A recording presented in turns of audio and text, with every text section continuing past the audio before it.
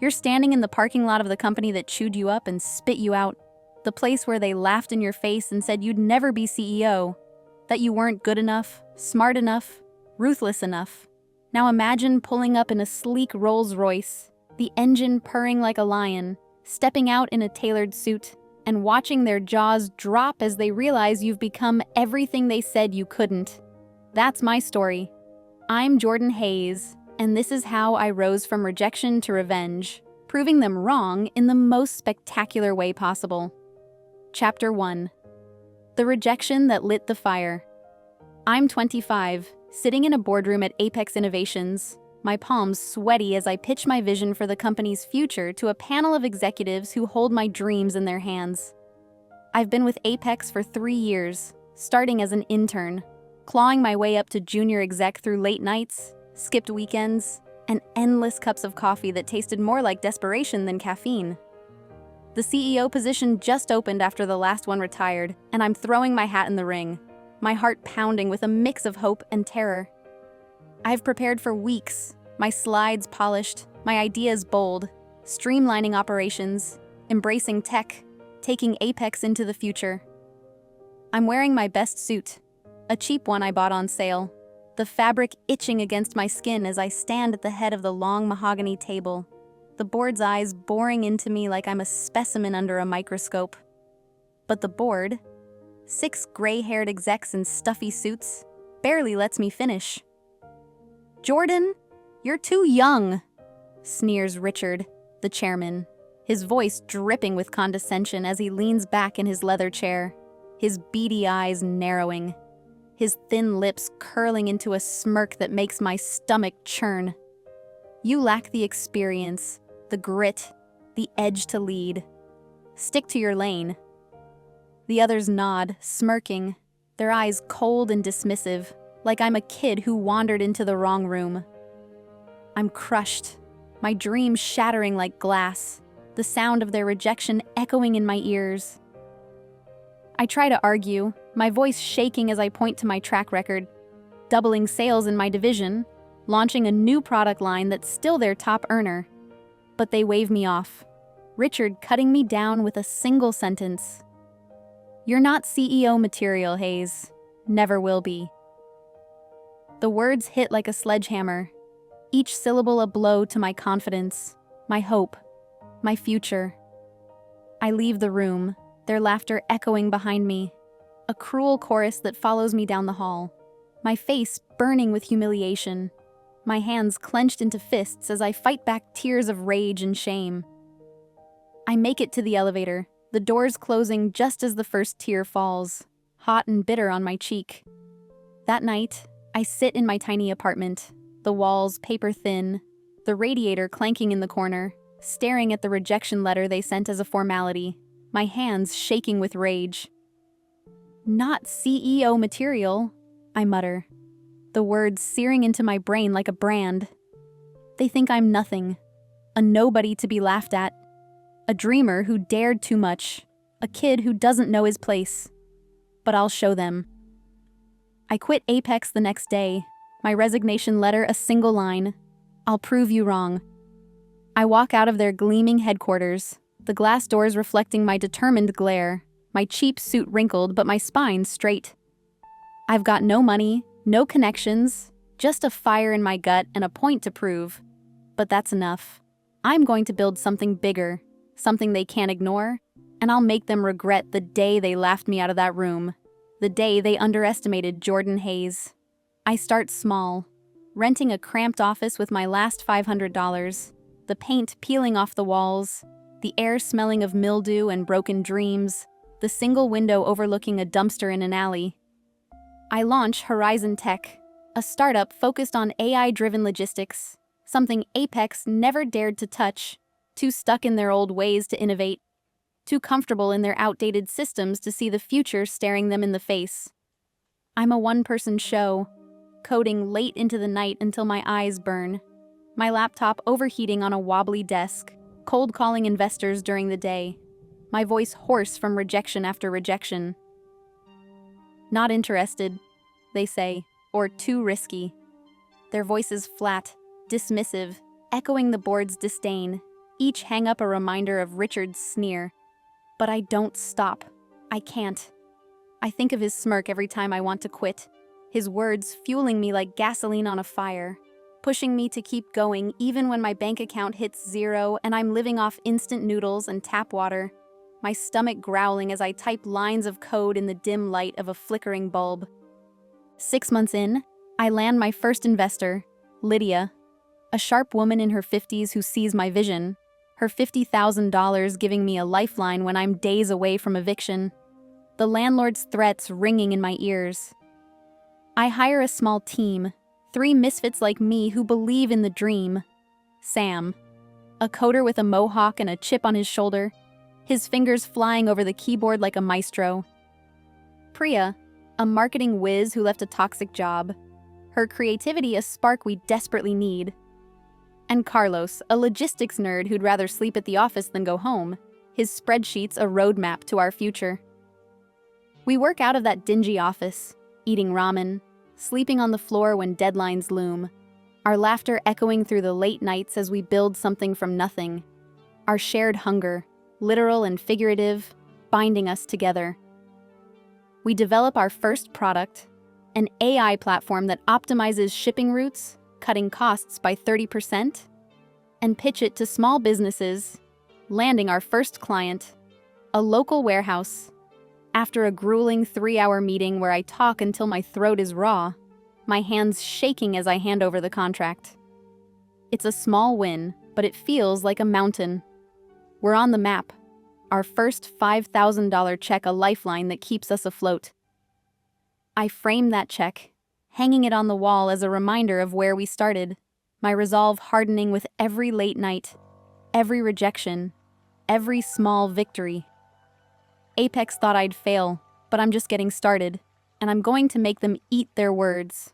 1 client, 1 line of code, 1 sleepless night at a time, until Horizon Tech is a name they can't ignore.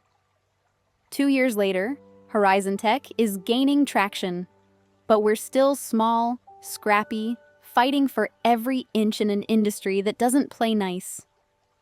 I'm at a tech conference in San Francisco, my suit secondhand, my nerves frayed, pitching to a room of investors who could make or break us. I'm halfway through my presentation, sweat beading on my forehead under the bright stage lights, when a man in the front row, Ethan Carter, a venture capitalist legend with a reputation for spotting unicorns, raises his hand. "Your platform's impressive," he says, his voice gruff, his piercing blue eyes locked on mine. "But can it scale?" I don't hesitate, my voice steady as I lay out our plan. Global expansion, partnerships with major retailers, a new feature that predicts demand spikes using machine learning, my words flowing with a confidence I've fought hard to earn. He nods, his eyes sharp, and I know I've got him hooked. That night, Ethan invites me to dinner, his handshake firm as he offers $5 million for a 10% stake, his voice low and serious. "You've got fire, Hayes. Don't let it burn out." I'm dizzy with relief, the weight of 2 years lifting off my shoulders as I sign the deal, my hands trembling with the realization that we're in the big leagues now. With Ethan's money, we moved to a real office, a sleek space with glass walls and actual chairs, not the folding ones we scavenged from thrift stores. The view of the city skyline a stark contrast to the alley we started in. I hire more staff, engineers, salespeople, a PR team to get our name out there. Their energy a buzz that fills the space with possibility. Our platform takes off, adopted by major retailers who rave about the cost savings, their testimonials flooding our inbox, their CEOs calling me personally to thank me for revolutionizing their supply chains. We hit $10 million in revenue by year 3, and I'm on the cover of Tech Insider, the headline screaming, "The underdog who's changing logistics." My face staring back at me from the glossy page, a grin I don't recognize as my own. I frame that cover, hanging it next to our first check, a reminder of how far we've come. How far I've come from the kid who begged for a chance at Apex. But I'm not done.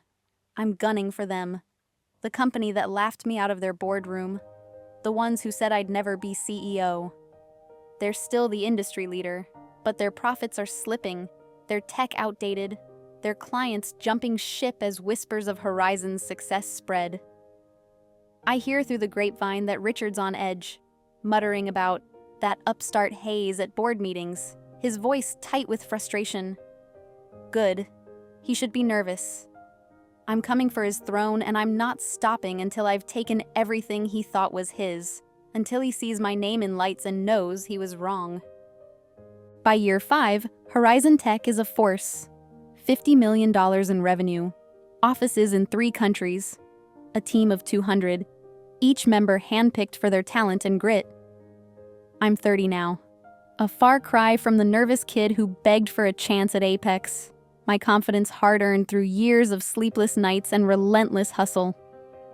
We're ready to take on the big players, and I set my sights on Apex's biggest client, Global Freight, a $100 million account that's their lifeblood, the cornerstone of their crumbling empire. I know their VP, Maria from Industry Events. She's sharp, no nonsense, and frustrated with Apex's outdated systems. Her complaints a whisper I've heard at every conference we've both attended. I invite her to our office, rolling out the red carpet with a demo of our platform, showing her how we can save Global Freight 40% on shipping costs. Our AI predicting delays before they happen, optimizing routes in real time. Maria's eyes light up, her pen tapping the table as she says, "This is what Apex should have been doing years ago. Why are they still using software from the 90s? 2 weeks later, she calls. They're switching to Horizon, effective immediately. Apex loses the account overnight, their stock plummeting 15% as the news breaks. Headlines screaming about their downfall while Horizon's valuation soars to $500 million. I'm in my office, a corner suite with floor-to-ceiling windows, watching the numbers roll in on my monitor, my heart pounding with a mix of triumph and disbelief. Sam bursts in, his mohawk dyed blue for the occasion, his grin wide. "We did it, boss!" he shouts, high-fiving me as Priya and Carlos join the celebration, popping a bottle of cheap champagne we keep for moments like this, the bubbles fizzing over the rim as we toast to our victory. I laugh, but my mind's on Apex. Richard must be fuming, his empire cracking under the pressure, his boardroom a war zone as they scramble to stop the bleeding. I decide to up the ante, launching a marketing campaign targeting Apex's remaining clients, our ads bold and unapologetic. Stuck in the past? Horizon Tech moves you forward. The campaign goes viral, plastered across billboards, social media, industry magazines, our logo a beacon for every company tired of Apex's stagnation.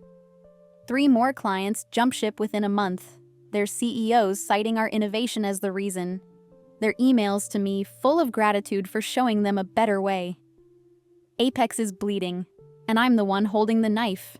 Each client lost a cut to their legacy, a reminder of the mistake they made when they laughed me out of their boardroom.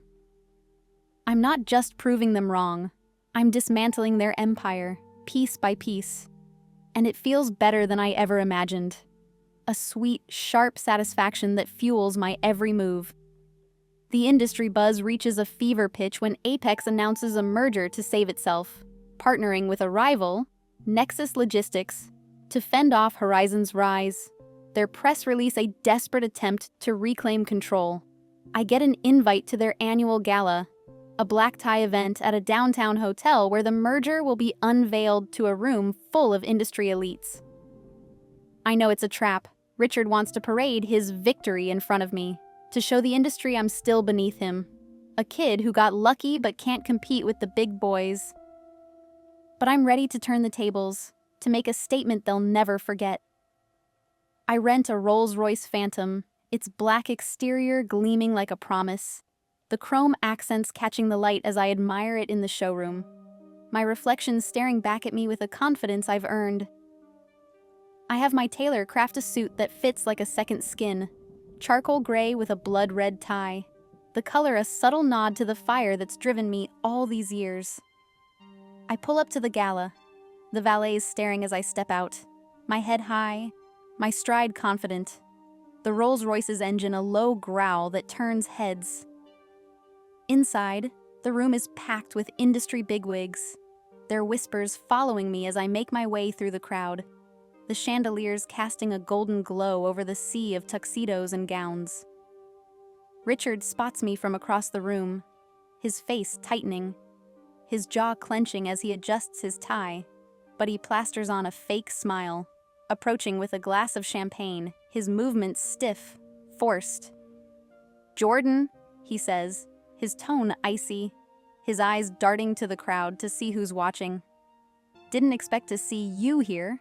Thought you'd be too busy playing startup with your little toy company."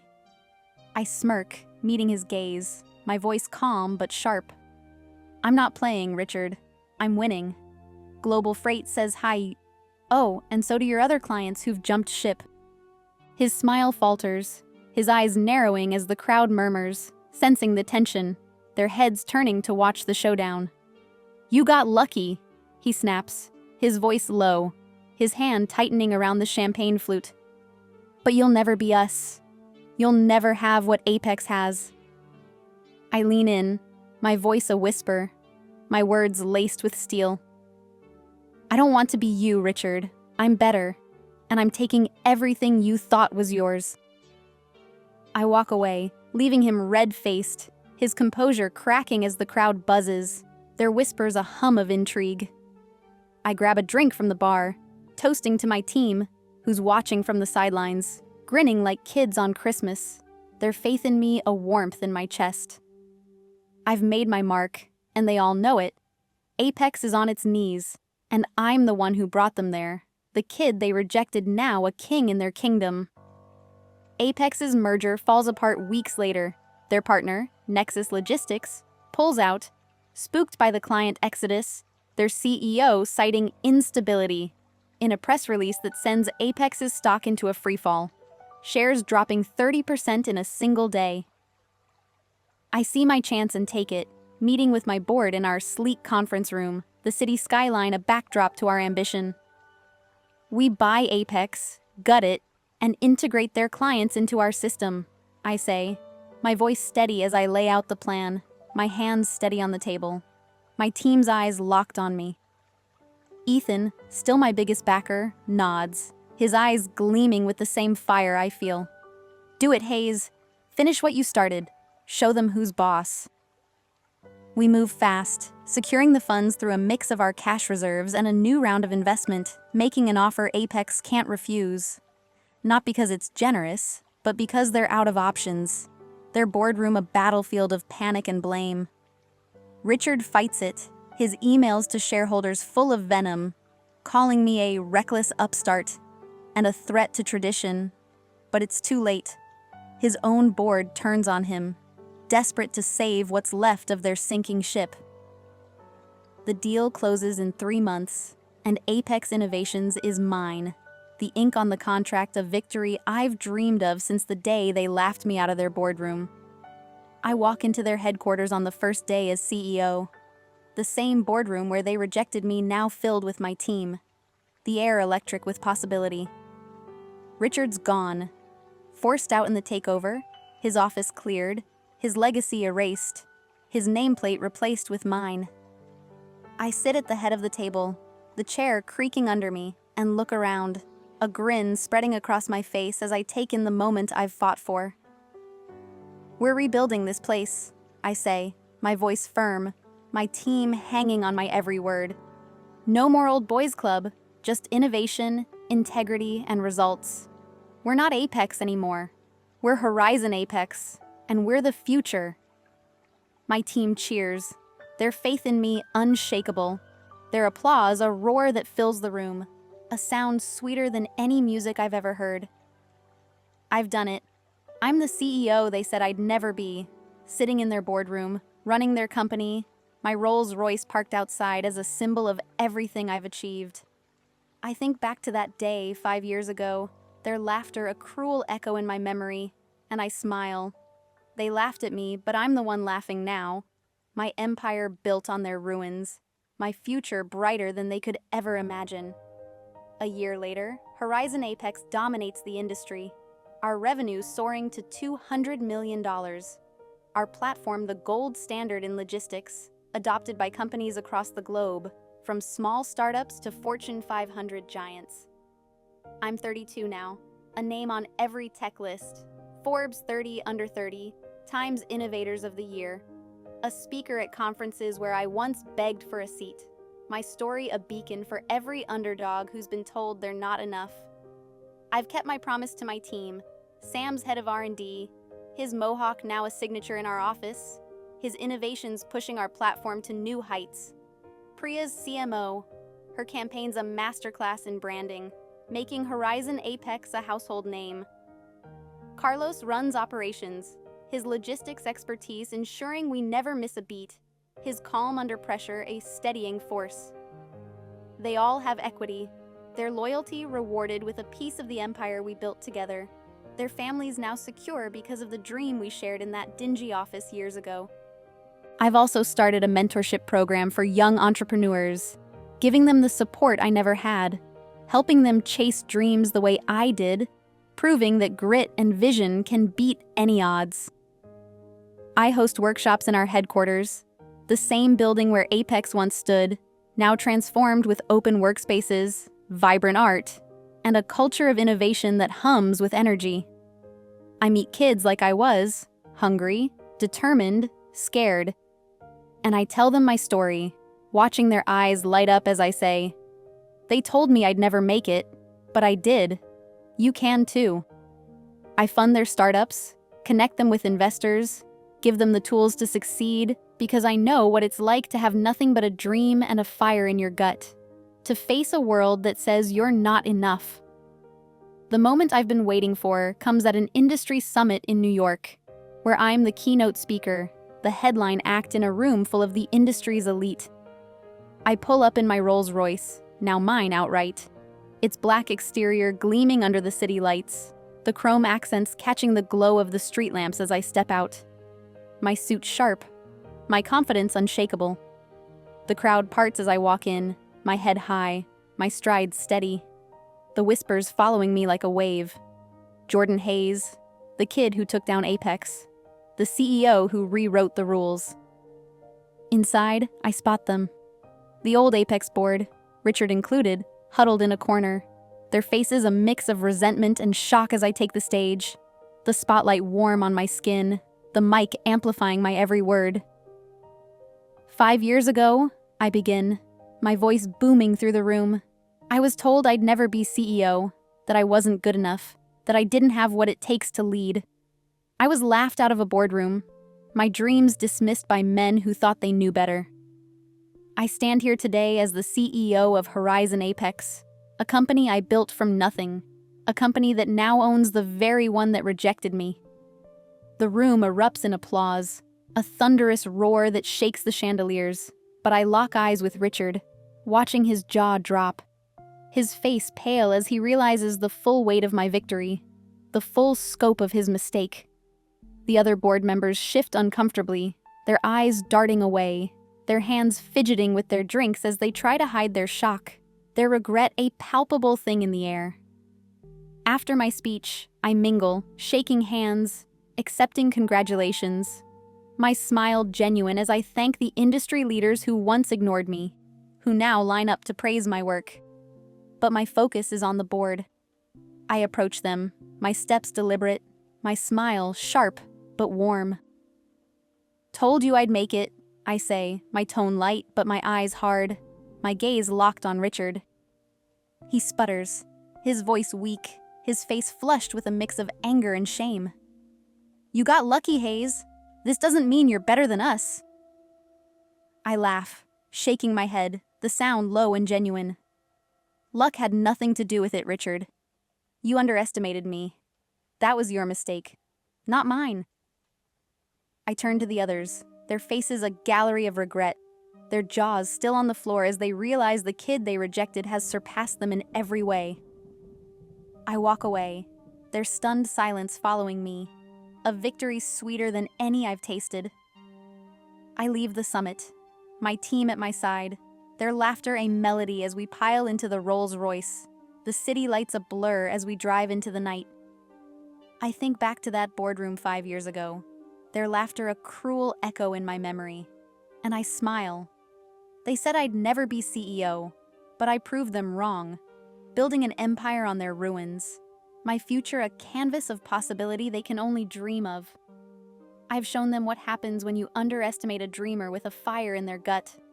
And I'll keep showing them every day as I soar higher than they ever thought possible. My Rolls Royce a symbol of a promise kept, a revenge fulfilled, a legacy rewritten.